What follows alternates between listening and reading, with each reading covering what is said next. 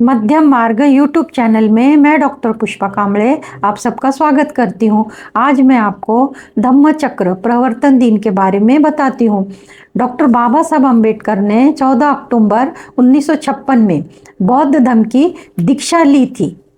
बाबा साहब को धम्म दीक्षा लेने के पूर्व और पश्चात किन किन प्रश्नों के जवाब देने पड़े, उस समय उनके साथ जो आप बीती हुई उसके बारे में मैं बताती हूँ और बताने का प्रयत्न करती हूँ।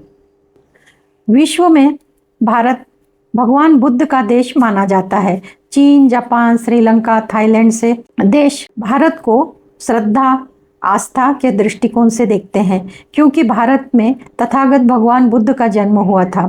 भगवान बुद्ध के विचारों को अमल में लाना, सुखी और आनंदी जीवन जीना, इसके अभाव के कारण विश्व में अराजकता, दहशतवाद, धर्मवाद, व्याभिचार, भ्रष्टाचार, प्रांतवाद, इन सब ने हाहाकार मचाया हुआ है। मनुष्य का विज्ञान की तरफ देखने का दृष्टिकोण और एक दूसरे की तरफ देखने का दृष्टिकोण और मनुष्य का निसर्ग की तरफ देखने का दृष्टिकोण बदला हुआ है। इन सब पर अगर कोई प्रभावी उपाय है तो वह है तथागत भगवान बुद्ध का धम्म और वह है शांति का मार्ग। भगवान बुद्ध का धम्म व्यक्ति को सुखी और आनंदी जीवन जीने के लिए शांति का मार्ग बताता है। विश्व को युद्ध की नहीं, भगवान बुद्ध की जरूरत है।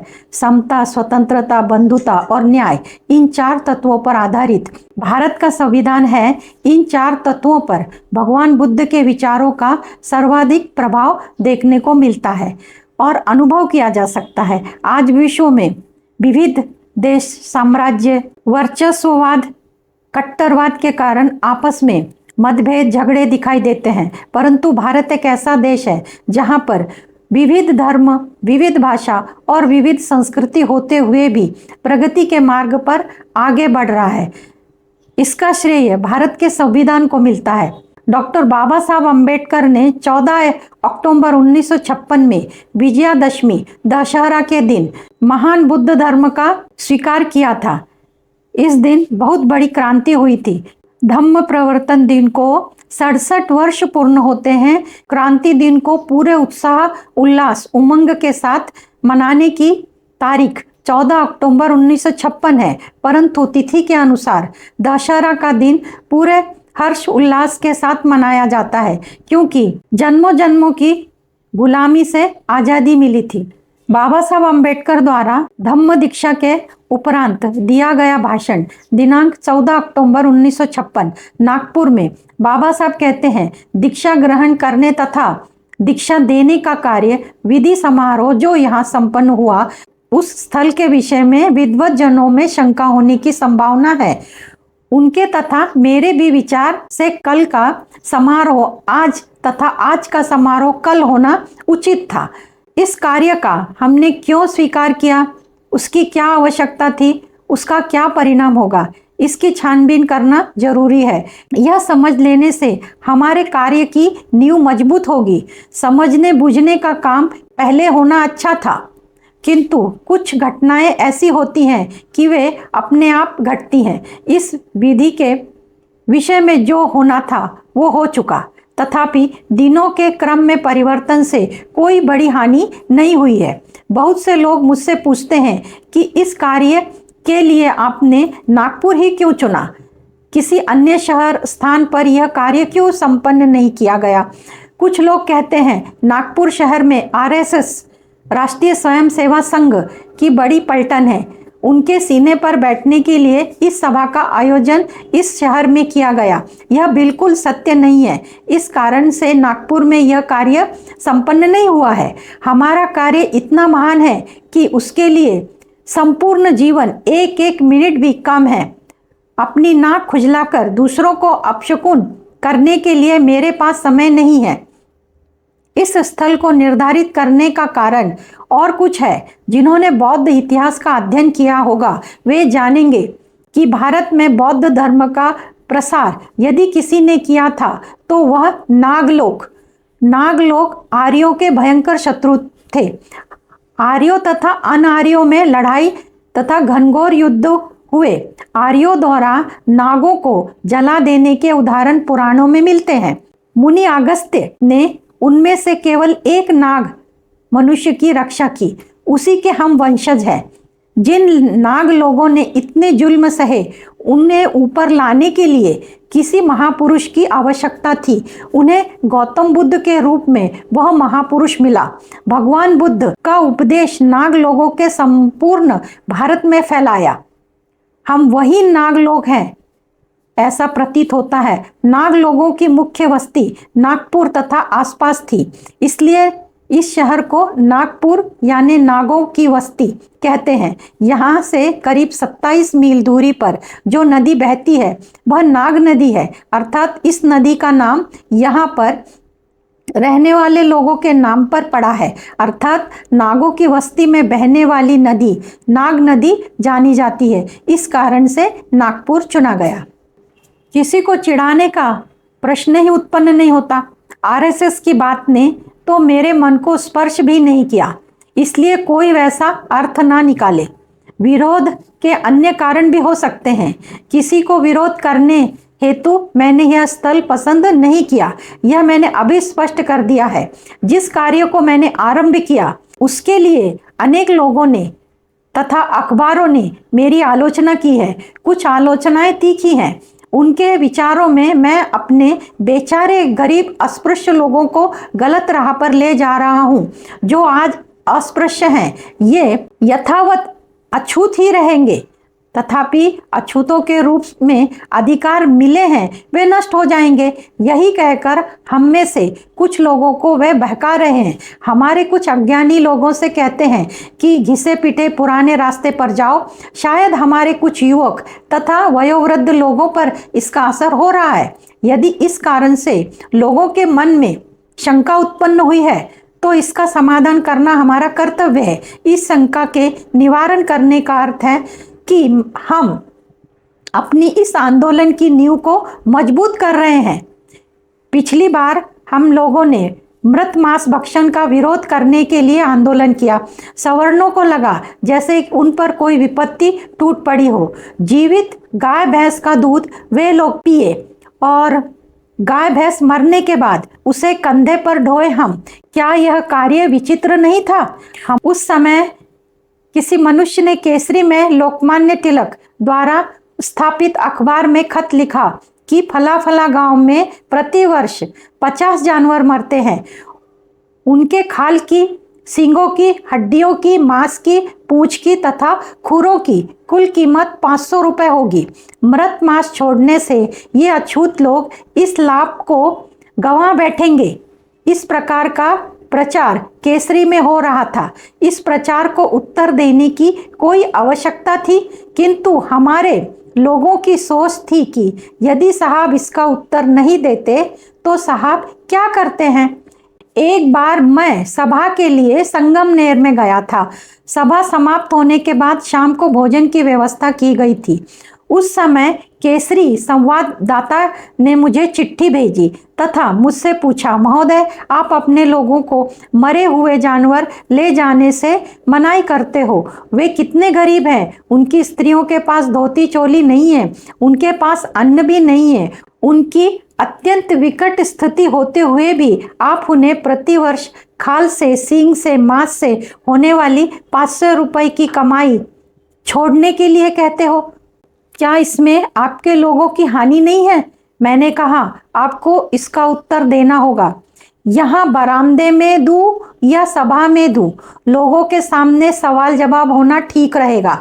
मैंने उस सज्जन से कहा, क्या आपका प्रश्न यही है या और भी कुछ कहना है? उन्होंने कहा, मुझे इतना ही कहना है, आप इसी का उत्तर दे। मैंने उस सज्जन से पूछा, आपके परिवार में कितने सदस्य हैं? उन्होंने कहा, मेरे 5 लड़के हैं, भाई के 5-7 बच्चे हैं। मैंने कहा, आपका परिवार काफी बड़ा है।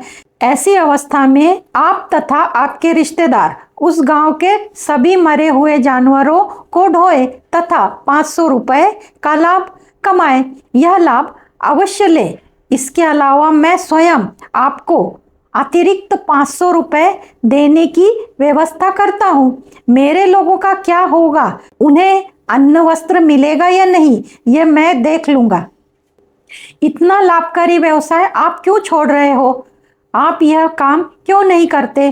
क्या यह काम हम लोग करें तो लाभ होता है? यदि आप लोग करते हो तो फायदा नहीं होता? आप लोग खींचिए मरे हुए ढोरों को। कल एक ब्राह्मण युवक आकर मुझसे कहने लगा, आप लोगों के लिए पार्लियामेंट असेंबली में आरक्षित स्थान दिए गए हैं, आप वह क्यों छोड़ रहे हो? मैंने उससे कहा, तुम लोग महार बनो तथा पार्लियामेंट असेंबली के वे स्थान भरो। नौकरी के लिए रिक्त स्थान हो तो उन स्थानों की पूर्ति की जाती है। उन स्थानों के लिए किसी ब्राह्मण या अन्य लोगों की अर्जियां आती हैं। फिर नौकरियों की रिक्त स्थानों की तरह ही आरक्षित स्थान तुम ब्राह्मण लोग महार बनकर क्यों नहीं रहते? मेरा प्रश्न उनसे है कि नुकसान हमारा हो रहा है, फिर ये क्यों रो रहे हैं? सच तो यह है कि मानव प्राणी को प्रतिष्ठा प्यारी है, लाभ नहीं।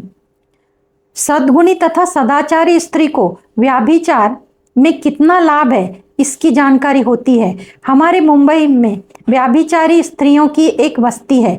ये औरतें सुबह 8 बजे जागने के बाद नाश्ते के लिए पड़ोस के होटल में आवाज़ देती हैं और कहती हैं, सुलेमान भाई एक प्लेट और पाव रोटी लेकर आना। सुलेमान वह लेकर आता है, साथ में चाय, डबल रोटी, केक भी लाता है। मेरी दलित वर्गीय बहनों को चटनी रोटी भी नसीब नहीं होती, किंतु वे प्रतिष्ठा से, सदाचार से रहती हैं। हमारा जो संघर्ष है वो प्रतिष्ठा के लिए, मनुष्य प्राणी को पूर्ण अवस्था की ओर ले जाने के लिए है। हम हमारी तैयारी कर रहे हैं, इसके लिए कोई भी त्याग करने हेतु हम तत्पर हैं। ये समाचार पत्रों के लोग, समाचार पत्रों के प्रतिनिधि ने पिछले 40 वर्षों से मुझे मेरे पीछे हाथ धोकर पड़े हैं। मैं उनसे कहता हूँ, अभी तो सोचो, अब तो बचकानी भाषा छोड़कर प्रौढ़ भाषा का प्रयोग करो। हम बौद्ध होने के उपरांत भी राजनीतिक अधिकार प्राप्त करेंगे, इसके लिए मैं पूरी तरह आश्वस्त हूँ, किंतु मेरे मृत्यु पश्चात क्या होगा ये मैं नहीं कह सकता। इस आंदोलन हेतु परिश्रमों की पराकाष्ठा करनी होगी। हमारे बौद्ध धम्म स्वीकारने से क्या परिणाम होगा? यदि कठिनाई आती है तो उसका निवारण कैसे किया जाएगा? उसके लिए क्या युक्तिवाद तथा प्रयत्न करने होंगे? इन सभी का मैंने पूर्ण विचार किया है। मेरी झोली में सब भरा हुआ है। जो भरा हुआ है वह किन चीज़ों से भरा है इसकी भी मुझे जानकारी है। वे अधिकार जो हमने प्राप्त किए हैं, मैंने अपने लोगों के लिए प्राप्त किए हैं। जिससे ये अधिकार प्राप्त करा है वह निश्चित ही उन्हें फिर से प्राप्त कराएगा। इन अधिकारों तथा सुविधाओं को प्राप्त कराने वाला मैं हूं और मुझे विश्वास है कि मैं उन्हें पुनः प्राप्त कराऊंगा। इसके लिए वर्तमान में आपको मुझ पर विश्वास करना चाहिए। विरोधी प्रचार तथ्यहीन है, यह मैं सिद्ध कर दूंगा। धर्मांतर करते समय किस धर्म को किस लिए स्वीकार करना है यह जानना परखना चाहिए। हमने हिंदू धर्म त्याग का आंदोलन 1935 में येवला में एक प्रस्ताव पारित कर प्रारंभ किया था। यद्यपि मेरा जन्म हिंदू धर्म में हुआ है, किंतु मेरी मृत्यु हिंदू धर्म में नहीं होगी, यह प्रतिज्ञा मैंने की थी और कल मैंने यह सच कर दिखाई।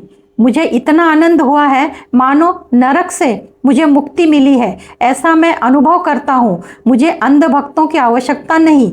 जिन्हें बौद्ध धम्म में आना है वे सोच समझकर बौद्ध धम्म को मान्य करना चाहिए। मेरा जैसा कष्टमय जीवन जिंदगी में किसी ने नहीं बिताया, इसलिए मुझे सुख समाधान के अभाव में जीवन जीना कितना कष्टमय होता है मैं जानता हूँ। आर्थिक उन्नति हेतु संघर्ष अनिवार्य है, ये मैं मानता हूँ, इसलिए संघर्ष के विरुद्ध नहीं हूँ। मनुष्य की आर्थिक स्थिति अच्छी होनी चाहिए। जिसका शरीर और मन मजबूत होगा वो हिम्मत वाला होगा, किसी भी अवस्था में संघर्ष करके विजय प्राप्त करेगा। यह विश्वास जिसमें होगा वही सफल होगा। हिंदू धर्म में ऐसी विचित्र सिद्धांत प्रणाली ग्रंथित की गई है कि उसमें कोई उत्साह अनुभव नहीं किया जा सकता। मनुष्य को निरुत्साहित कराने वाली अवस्था हजारों वर्ष कायम रही है। ज़्यादा से ज़्यादा कलम घिसकर पेट पालने वाले क्लर्क पैदा होंगे, इसके सिवाय क्या होगा? इस देश में हजारों वर्ष से निराशा में रहने वाली व्यवस्था का वातावरण है। जब तक यह वातावरण कायम है तब तक हमारी उन्नति के लिए उत्साह उत्पन्न नहीं होगा। इस विषय में, इस धर्म में रहकर हम कुछ भी नहीं कर सकते। मनुस्मृति में चातुर्वर्ण व्यवस्था मनुष्य के लिए घातक है। हिंदू धर्म में समानता नहीं है। एक समय जब मैं गांधी से मिलने गया तब उन्होंने कहा कि वे चातुर्वर्ण मानते हैं। मैंने कहा, आप जैसे महान चातुर्वर्ण मानते, परंतु यह चातुर्वर्ण कैसा है, कौन सा है, सीधा है, उल्टा है, आरंभ किस ओर है, अंत कहाँ है? गांधी जी इन प्रश्नों के उत्तर नहीं दिए और उत्तर देंगे भी भला क्यों? जिन लोगों ने हमारा नाश किया उनका नाश भी इसी धर्म से होगा। हिंदू धर्म पर मेरा निरर्थक आरोप नहीं है। हिंदू धर्म से किसी का उद्धार नहीं हो सकता। यह धर्म मरा हुआ है। यह देश विदेशियों के कब्जे में क्यों गया? 1945 तक यूरोपियों से युद्ध चालू थे। जितनी सेना रिक्रूटमेंट भर्ती में उतनी सेना आगे आती थी। उस समय किसी ने यह नहीं कहा कि हमने युद्ध जीता, हमारे देश का तो सब कुछ निराला है, क्षत्रिय मर गए तो हम समाप्त। यदि हमें शस्त्र धारण करने का अधिकार दिया होता तो यह देश पराधीनता में नहीं जाता, फिर कोई इस देश पर विजय प्राप्त नहीं कर सकता था। बौद्ध धर्म में 75% भिक्षुक ब्राह्मण थे, किंतु बुद्ध ने कहा, भिक्षुओं, तुम विभिन्न देशों से तथा विभिन्न जातियों से आए हो। जिस प्रकार नदियां अपने प्रदेश से बहती हैं तब वे पृथक पृथक होती हैं, किंतु जब वे समुद्र में मिलती हैं तो पृथक नहीं होती, एक रस तथा समान होती है। बौद्ध संघ समुद्र के समान है। इस संघ में सभी समान है। नदी समुद्र में विलीन होने के बाद यह पानी गंगा का है या यह पानी महानदी का है, यह पहचानना असंभव है। उसी प्रकार बौद्ध संघ में प्रवेश करने पर अपनी जाति नष्ट होती है, सभी समान होते हैं। ऐसी समानता का उपदेश करने वाला केवल एक ही महापुरुष है, वह है भगवान बुद्ध। कुछ लोग मुझसे कहते हैं कि अपने धर्मांतर के लिए इतना विलंब क्यों किया, आप इतने दिन क्या कर रहे थे? यह महत्वपूर्ण प्रश्न है। धर्म समझाने का कार्य सरल नहीं है। यह एक व्यक्ति का काम नहीं है। धर्म के विषय में कार्य करने वाला कोई भी मनुष्य यह समझ सकता है, मुझ पर कितनी जिम्मेदारी है, उतनी विश्व में किसी अन्य व्यक्ति पर नहीं है। यदि मुझे आयु लाभ हुआ तो मैं नियोजित कार्य करूंगा। महार यदि बौद्ध होता है तो क्या होगा? मेरा इनसे निवेदन है कि ये ऐसा ना कहे, यह इनके लिए खतरनाक होगा। वरिष्ठ तथा धनवान वर्ग को धर्म की आवश्यकता अनुभव नहीं होती। धर्म की आवश्यकता गरीबों को और पीड़ितों को होती है। धर्म आशावादी बनाता है, इसलिए गरीब और पीड़ित मनुष्य प्राणी धर्म में जुड़ा रहता है। कुछ लोग कहेंगे कि बौद्ध धर्म महारों का, मांगों का, अछूतों का है, तो ब्राह्मण लोग भगवान बुद्ध को अपमानित करते हुए कहते हैं, अरे गौतम, ऐसा करके पुकारते थे। इस प्रकार ब्राह्मण बुद्ध को नीचा दिखाते थे, चिढ़ाते थे। यदि विदेश में राम, शंकर, कृष्ण की प्रतिमाएं बेचने के लिए रखी जाती तो उनमें से कितनी प्रतिमाएं बिकेंगी? यदि बुद्ध की प्रतिमा रखी जाएगी तो एक भी प्रतिमा शेष नहीं बचेगी। अपने ही घर में शेखी बगारना यानी भारत में बहुत हो चुका, अब कुछ बाहर कर दिखाओ। विश्व में केवल बुद्ध का नाम ही है, बुद्ध का नाम ही विख्यात है, तो बौद्ध धर्म का प्रचार होना चाहिए। हम अपनी राह चलें, आप अपनी राह चले जाएंगे। हमें नया मार्ग मिला है, नया रास्ता मिल गया है। यह आशा का दिन है, उत्कर्ष का मार्ग है। यह मार्ग कोई नया नहीं है, यह मार्ग कहीं बाहर से नहीं आया, यह मार्ग सही है, भारत का ही है, यहीं का है। इस देश में 2000 साल से बौद्ध धम्म था। सच तो यह है कि हमने पहले ही बौद्ध धर्म स्वीकार क्यों नहीं किया, इसका हमको खेद है। भगवान बुद्ध द्वारा बनाए गए सिद्धांत चिरंजीवी है, किंतु बुद्ध ने यह दावा नहीं किया काल के अनुसार परिवर्तन की व्यवस्था है। इतनी उदारता अन्य किसी धर्म में नहीं है। बौद्ध धर्म का विनाश हुआ, इसका मुख्य कारण मुसलमानों का आक्रमण था। मुसलमानी हमले में बुद्ध मूर्तियों का विनाश किया गया। इसका पहला आक्रमण बौद्धों पर हुआ। उनके हमले से डरकर बौद्ध भिक्षुक पलायन किए। कोई तिब्बत गए, कोई चीन गए और कोई कहाँ गया। धर्म की रक्षा के लिए उपासकों की आवश्यकता होती है। वायव्य सीमा प्रांत में एक ग्रीक यवन राजा था, उसका नाम मिलिंद था। यह राजा हमेशा वाद विवाद शास्त्रार्थ करता रहता था। शास्त्रार्थ में उसे बड़ी रुचि थी। वह हिंदुओं से कहता, यदि कोई शास्त्रार्थ में निपुण हो तो आकर उससे विवाद करे। उसने कईयों को निरुत्तर किया था। एक बार उसने बौद्धों से शास्त्रार्थ करने की सोची। उसने कहा, यदि कोई शास्त्रार्थ में प्रवीण बौद्ध हो तो उसे लेकर आए। तब बौद्धों ने नागसेन से अनुरोध किया कि इस विवाद में बौद्धों का पक्ष रखे। नागसेन विद्वान थे, वह ब्राह्मण से बौद्ध बने थे। नागसेन तथा मिलिंद का जो शास्त्रार्थ हुआ वह पुस्तक रूप में विश्व विख्यात है। उस पुस्तक का नाम है मिलिंद प्रश्न। शास्त्रार्थ में मिलिंद ने नागसेन से प्रश्न पूछा कि धर्म को ग्लानि या अवनति क्यों प्राप्त होती है। नागसेन ने उत्तर दिया, 3 कारण बताए। पहला कारण, प्रथम कारण यह है कि कोई धर्म कमजोर होता है तो उस धर्म के मूल सिद्धांत में गंभीरता नहीं होती। ऐसा धर्म अल्पकालीन होता है, वह काल के अनुसार टिकता है। दूसरा कारण, यदि धर्म प्रचारक विद्वान लोग नहीं है तो धर्म अवनति को प्राप्त होता है। ज्ञानी पुरुषों ने धर्म ज्ञान का उपदेश करना चाहिए। विरोधकों से शास्त्रार्थ करने हेतु धर्म प्रचारक सिद्ध न हो सके तो उस धर्म को ग्लानि अवनति प्राप्त होती है। तीसरा कारण यह है कि धर्म तथा धर्म के सिद्धांत तो विद्वान के लिए होते हैं, प्राकृत तथा सामान्य जनों के लिए मंदिर और विहार होते हैं। वे वहां जाकर अपनी श्रेष्ठ विभूतियों का पूजन करते हैं। अगर इनका अभाव है तो धर्म को ग्लानि प्राप्त होती है। हमें बौद्ध धर्म स्वीकारते समय इन कारणों को ध्यान में रखना चाहिए। बौद्ध धर्म के सिद्धांत अल्पकालीन नहीं है। 2500 वर्ष के बाद भी बौद्ध के सिद्धांत विश्व विख्यात है। अमेरिका में बुद्ध के 2000 संस्थाएं हैं। इंग्लैंड में 3 लाख रुपए खर्च करके बुद्ध विहार का निर्माण किया गया। जर्मनी में 3-4 हजार बौद्ध संस्थाएं हैं। बुद्ध के सिद्धांत चिरंजीवी हैं। तथापि बुद्ध ने यह भी दावा नहीं किया कि यह धर्म ईश्वर का है। बुद्ध ने कहा, मेरे माता पिता प्राकृत थे, यदि तुम चाहो तो इस धम्म का स्वीकार करो। यह धम्म जब तुम्हारी बुद्धि की कसौटी पर खरा उतरे तब तुम इस धम्म का स्वीकार करो। इतनी उदारता अन्य किसी धर्म में नहीं है। ईश्वर तथा आत्मा बौद्ध धर्म में कोई स्थान नहीं है। बुद्ध ने कहा, विश्व में सर्वत्र दुख है। 90% मनुष्य दुख से पीड़ित है। इस दुख से पीड़ित गरीब इंसानों को मुक्ति दिलाना ही बुद्ध के धम्म का कार्य है। बंधुओं, मुझे जो कहना था वह मैंने कह दिया। यह धर्म सभी तरफ से परिपूर्ण है, इस पर कहीं कोई लांछन नहीं है।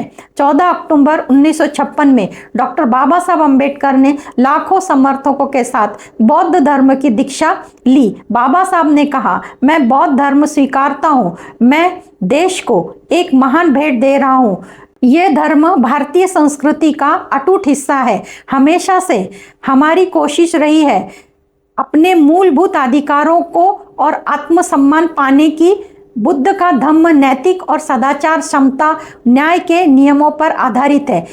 इसमें कोई जाति प्रथा नहीं है। बुद्ध का धर्म उपदेश समानता है, क्योंकि बुद्ध के उपदेश आधुनिक, बुद्धिसंगत और सदा समकालीन और इनमें कोई कट्टरपन नहीं है।